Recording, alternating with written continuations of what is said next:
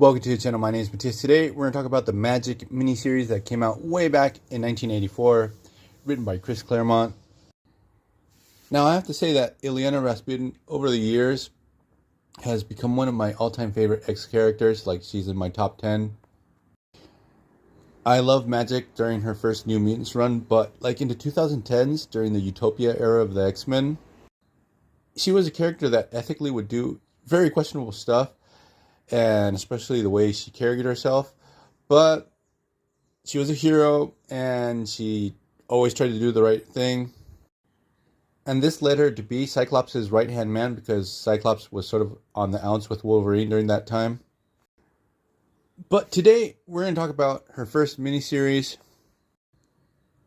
So, without further ado, let's get into this. So, the story picks up right when the X-Men are escaping Limbo. This had been the first time they had been captured by Belasco. He wanted to steal the soul of Kitty Pryde because he needed her innocence to get these like bloodstones to put in this amulet. Once he had 5 bloodstones, he can release the Elder Gods, which would pretty much lay to waste everything once they enter the Earth plane. You know, actually, Belasco, I'm not sure if he knew that the Elder Gods just really didn't care about his plans. That's something we're going to learn way down the line. But that aside, he actually comes around Ileana Rasputin and finds that she has more innocence than Kitty. So what happens is, when the X-Men are escaping Limbo, Ileana accidentally got sucked in there too. And when they pull her out, because she was stuck on the other side of this portal, she had entered as a very young girl, I think maybe 6 years old. And when they pull her out, she comes out in her late teens. Time in Limbo is sort of funky and all over the place, so it had affected her. But in this miniseries, we're going to discover what had happened to her during that time. And it's a pretty dark and messed up story. So right off the bat, what happens is Belasco steals part of Magik's soul, is able to forge one of these bloodstones.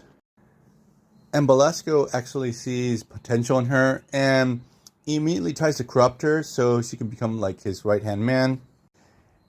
Maybe replace the demon of Sim. But the thing is, out of nowhere, we get a more adult version of Kitty Pryde and Storm arrive on the scene. Now, since Limbo is a weird place, these two X-Men that we have, they're like from another reality, and they had been stuck in this hellscape. Now, it's really cool to see that Kitty Pryde is sort of like a ninja in the story, and this precedes her whole story where she becomes the Shadow Cat and she was corrupted by Ogun. That story is going to take place 1 year after this miniseries. And we get to see Storm being very adept in using magic, that since she had been trapped in Limbo for a very long time, she had learned the dark arts. And the thing is that it also shows this natural proclivity that Storm has for magic. Way down the line, Marvel is going to establish that she's actually the descendant of one of Earth's sorceresses supreme. So she's going to have a natural proclivity towards magic, and at least for me, retroactively, it helps me understand how she was able to shrug off the curse of Dracula so easily.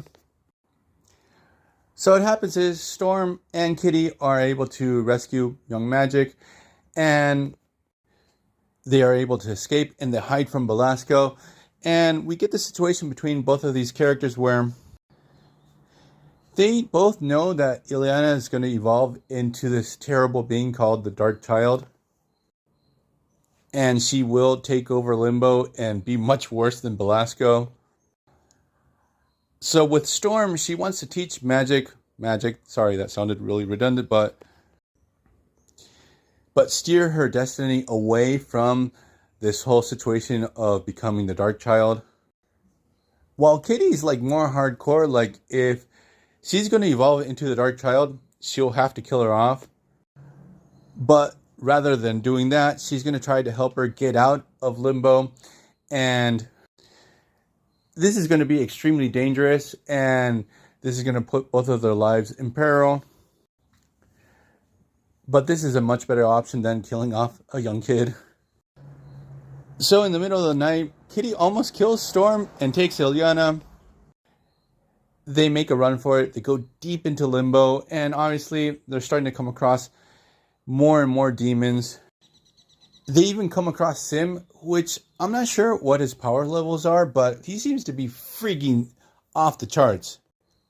At least his strength level, because in that first encounter that the X-Men had with Belasco, it's shown that Sim, with zero effort, is able to snap off one of Wolverine's claws. So the portal to get back to the 616 universe, obviously it's going to be in Belasco's castle. That's where all the risk is.